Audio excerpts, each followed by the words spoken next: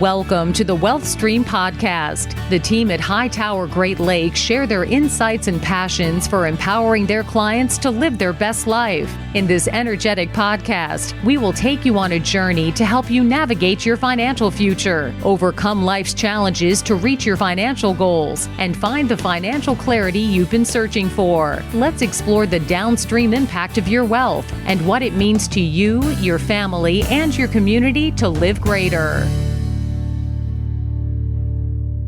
Hello and welcome to the Wealth Stream with Tim Scannell. I'm just kidding. It's Justin McCurdy today. Justin is in the hot seat. If you're a longtime listener of this podcast, you will know that Justin has been on the show before.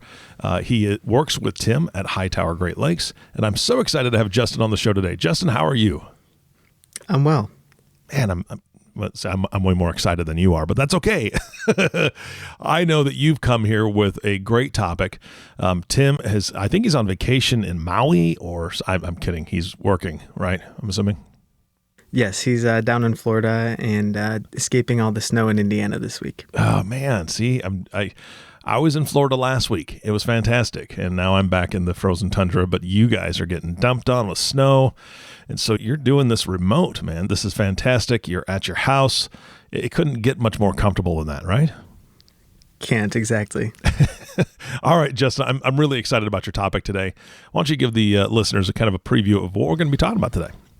Yeah, so we're going to be talking about a topic near and dear to my heart, preparing for parenthood. So for those out there that have not heard the news, my wife and I had triplets back in September. So Woo-hoo! As of right now recording, they are 5 months old. So we're going to talk today. I'm sorry. Did you say triplets? Yes. I knew you were expecting, dude, because you told me that last time we got together. I don't think you ever told me it was going to be triplets. Yes. So we have two boys and one girl. Congratulations, man. I'm dumbfounded. I had no idea it was triplets until you just said that out loud. Oh my gosh. Okay. Sorry. I interrupted you. So you have triplets. You're not sleeping. What's going on? What are we talking about? We're talking about preparing for parenthood. Okay. Most people will probably be preparing for one at a time, but we had 3 to prepare for at once. So. Oh my gosh, man, that's fantastic. Okay, this is huge now. I mean, this is amazing. So where do we start? How do you even prepare? I mean, we had to prepare one at a time, my wife and I, and that was a whole lot easier than 3. But I think everybody has to go through it at some point, whether it's 1, 2, 3, 5, 7. I don't even know what the word for that would be, but yeah. Where do we start? Yeah, so the preparation really starts when you either are planning to become pregnant or find out that you are pregnant, and really start that journey towards the birth. And I'm going to start on the employer benefits side. And really the first couple of things you're going to want to take a look at is your healthcare and understand what your healthcare plan looks like, what it covers, what it doesn't cover, what your deductibles, copays, out-of-pocket maximums are, etc., because you're going to end up going to the doctor many times. You're going to have the birth likely at a hospital or other facility that's going to incur charges. So you're going to be facing some expenses, and you want to make sure you understand what those are. And then a lot of times spouses will both have options for healthcare through their work. And so you can compare the plans, compare costs, coverage of doctors, pediatricians, etc., to really choose what's going to be best for you and your family based off those options that you do have. So you've got high deductible plans, you've got PPO plans. So there's a lot of flexibility and a lot of options there. And the importance is to dig into the details and understand so you can make an educated decision on what's going to be most cost effective and beneficial for your family there. Another thing on the employer benefit side you're going to want to look into is short-term disability. So for many women, their company's short-term disability policy may cover replacing part of their pay when they are off on leave taking care of their newborn. So that's an important aspect to consider that's easy to overlook and not understand. Well, I have this short-term disability. I don't think I'm going to be disabled, but pregnancy is often one of the conditions that is covered for women under the policy. So it's an important added benefit there. And then, of course, the third thing on the employer benefit side is understanding what your leave policy is. So there's headlines all over the place with companies doing unlimited PTO, lots of parental leave and stuff. And so it's important to just understand and to be able to plan for what you're going to be walking into, whether wife has 12 weeks of paid leave.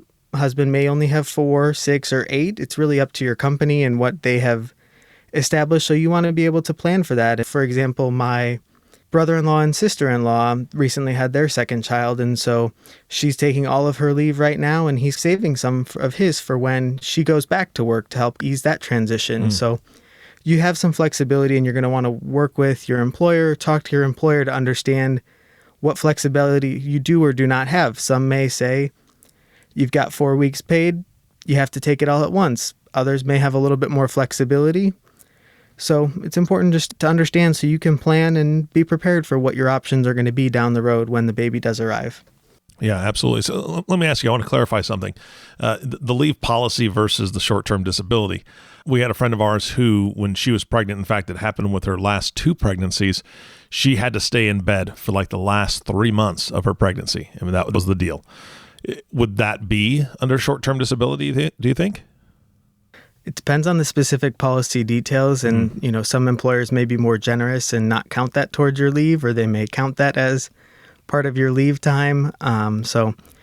Yeah, that's a definite thing where you need to dig into the details and just understand, so that early on is when you have the time to look into that. And while you're just in the early stages of pregnancy, you have the ability to research all that. So when you get to 7, 8, 9 months, where some of those bed rest or early births and such become possibilities, you've already understood, done the research, and you don't have to add extra stress to that already stressful time then of trying to figure out what's allowed, what's not allowed. And, in my wife's case, around 30 weeks or so, they kind of told her, hey, you need to stop working, not strict bed rest. And so with her work, that's when her 12 weeks of leave did start. So that was one thing we knew going into it, was that whenever she stops working is when her leave starts. So that was definitely helpful for us from a planning perspective to know that she was only guaranteed the 12 weeks total. And then if she took 6 before, that meant she only had 6 after, before having to decide, is she going back to work? Is she not going back to work? Got it. Yeah. I think that there's not many silver linings from this whole COVID situation, but I think one silver lining is that so many people are able to work remotely now, that may be an option for pregnant women that are in that situation where they have to stay in bed. They're on bed rest.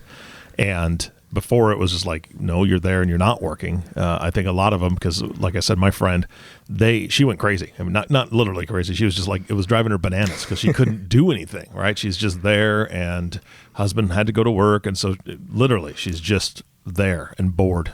Don't get me wrong. She's doing a very important job. She's, creating a baby, but she was just bored out of her mind. So I think that that's a huge, huge benefit for, women that are in this situation now.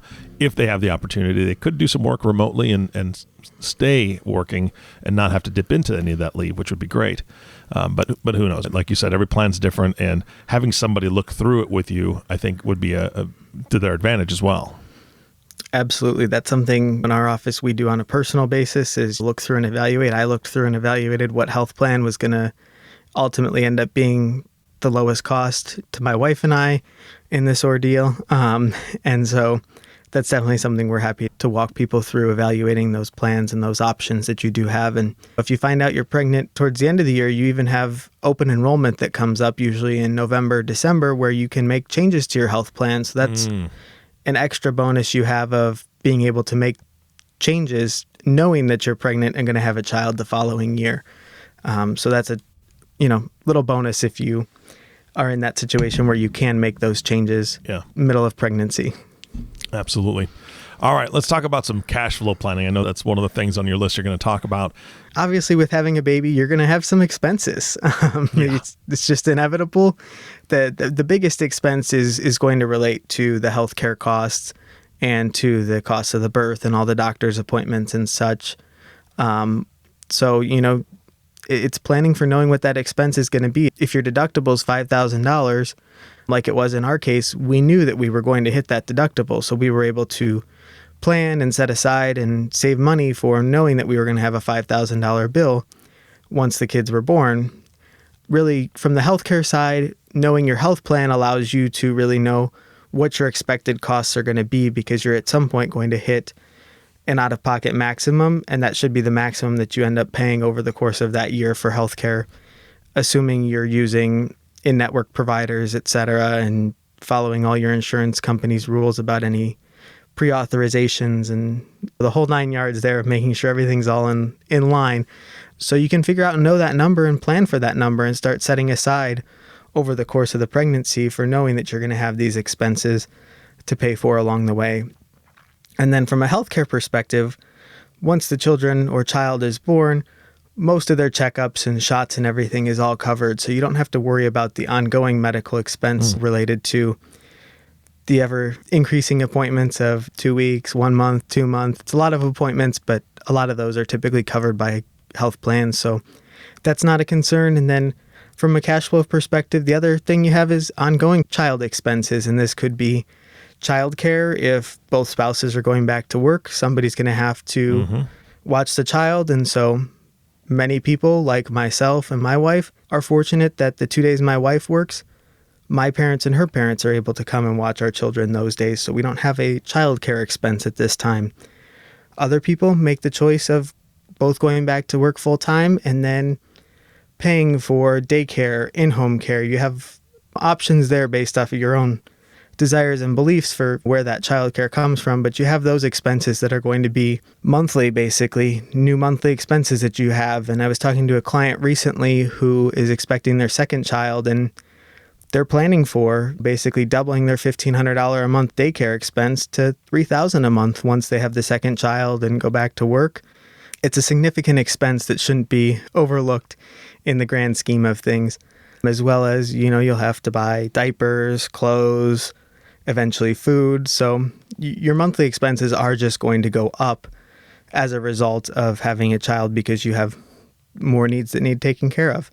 So really the bigger one, though, to plan for is that childcare expense. If you're going to have that, to understand what that's going to look like and where does that fit into the grand scheme of affordability for you. And so a lot of people, before they have a child, will practice living on one salary so that they see what that could look like. If they have the ability to just live off of maybe mom's salary and dad stays home and watches the kid, or live off of dad's salary and mom stays home and watches the kid, and to see if that's feasible for them and doable, or if both really do need to go back to work to support their lifestyles. Yeah, absolutely. That's a lot to consider. The money side of it alone, and I'm just, obviously I'm thinking about your situation. 3 times the daycare expenses, $4,500 a month where you're at. Like, good Lord. I just can't imagine that. I'm really glad that I don't have small children at this point. That is a lot to consider. Yeah, before we jump on to the next one, on the cash flow planning perspective, you talk $4,500 a month for daycare. That's where families and we help people evaluate this is, so say parent A or B is going to go back to work and say they're going to net maybe $2,000 a month daycare to send the child to be taken care of during the day, while that parent goes to work is maybe $1,500 a month. So after that, you're maybe only ahead $500 a month, and you have to decide, is it worth the stress and the hassle of working for an extra $500 a month? And my wife and I have friends who initially the wife did go back to work, and then over time they decided that little bit of extra income for them wasn't worth the stress and the hassle of working. And so she decided to stay at home and that they would make things work. So it's another consideration there. Yeah, and the stress and the hassle of taking the child to daycare and then picking the child up from daycare. And there's so many things to consider.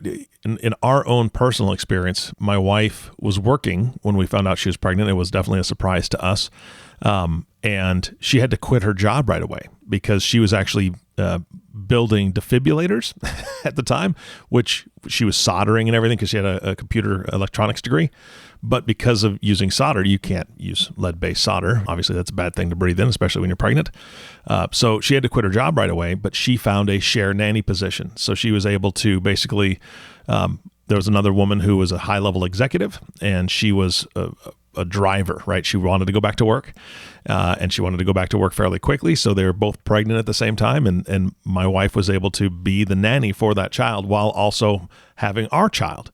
And so that was a benefit for us, because we didn't have to pay for childcare. My wife actually got paid to watch both children. And so that was fun. So there are options out there for families that are in that situation.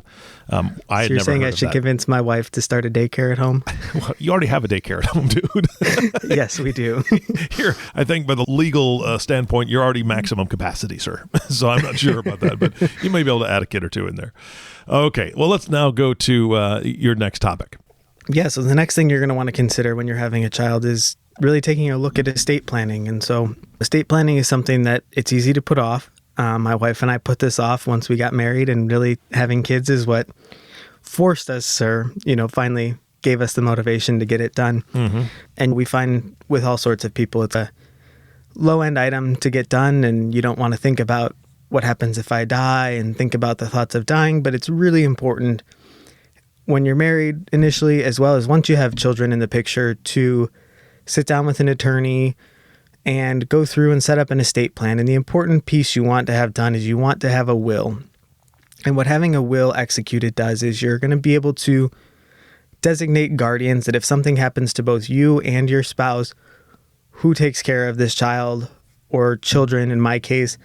And so you want to make sure that you've set that in writing so that you're not leaving it up to the state and the state laws to dictate who would take custody and take guardianship of your child. So it's super important that you want to do that so that you have a choice. If you want, your brother to be the guardian, if you want your sister, your mother, your friend, etc., you can name pretty much anybody, but it's your choice. It's you selecting and choosing and saying, if something catastrophic happens, I trust and I want this person to take care of my kids. And then you can even say, if they don't want to, or something has happened to them, here's number 2 on the list, here's number 3 on the list. And so you can leave some instructions to make sure that your children are going to be taken care of, and who they're going to be taken care of by down the road, if something happens to you.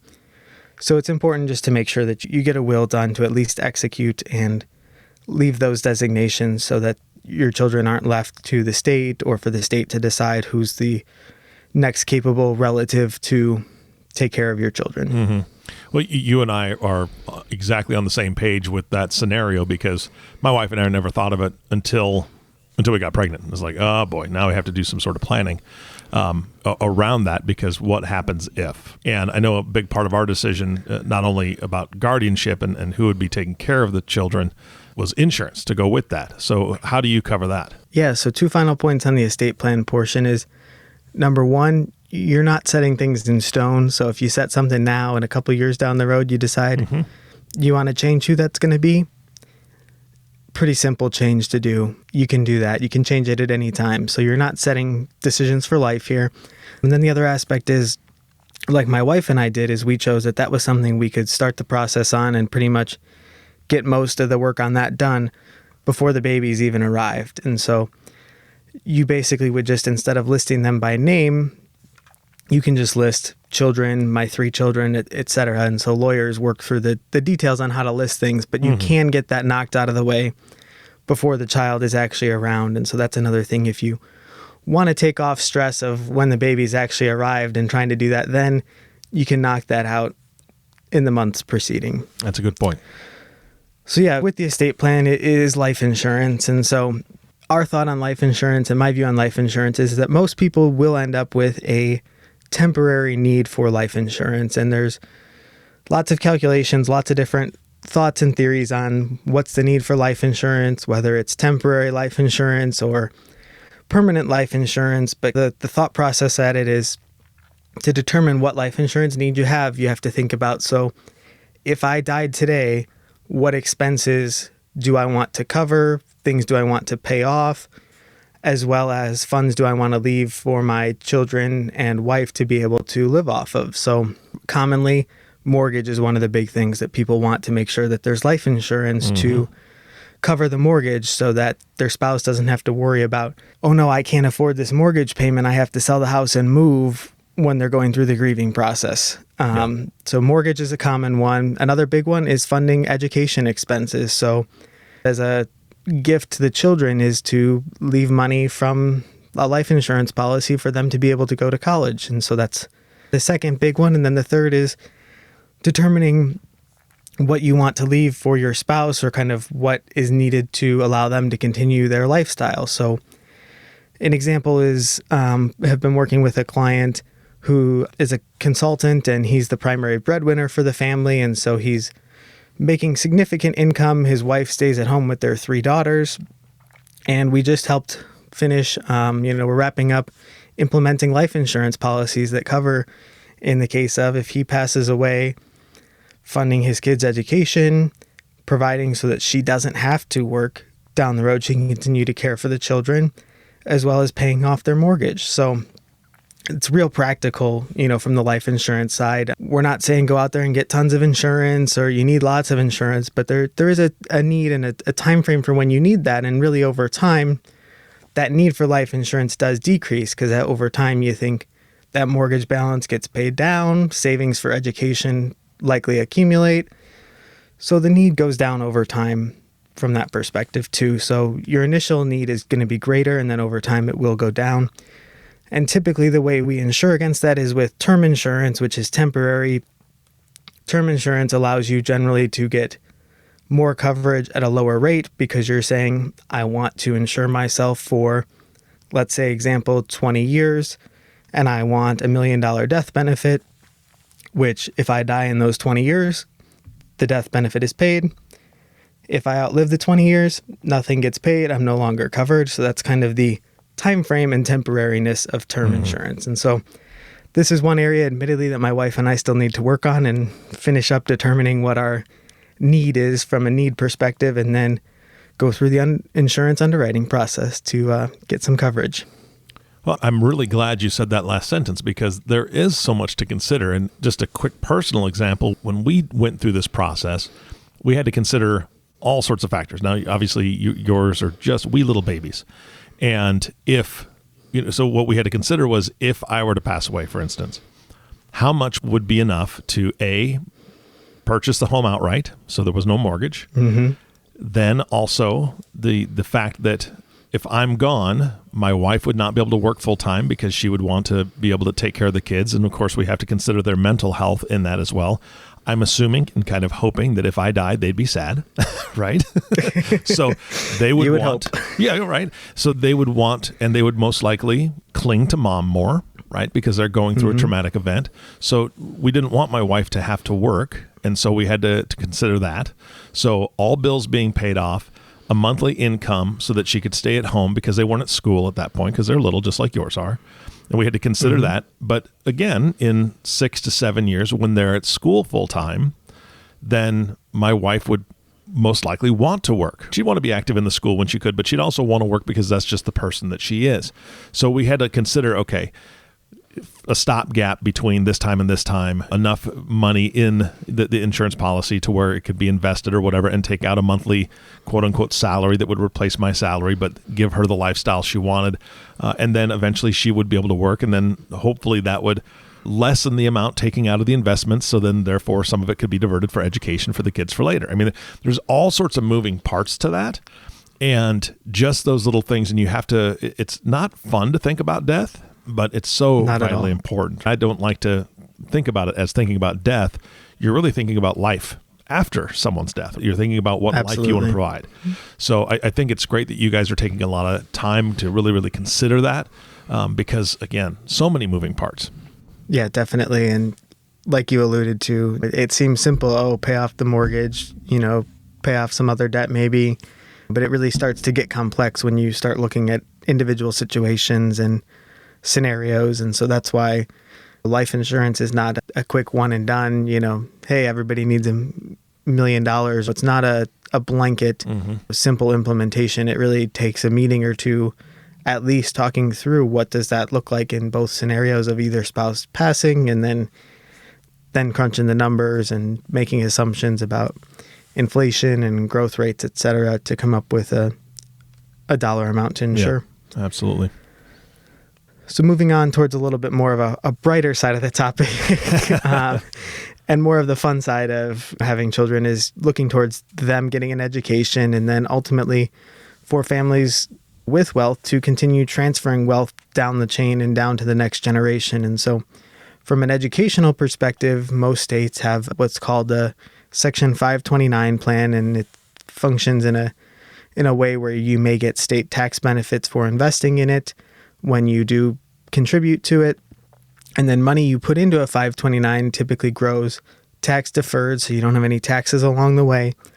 And then as long as you take it out for qualified education expenses, which there's a bunch of definitions, rules, and stuff around that. We'll keep that out of this for today.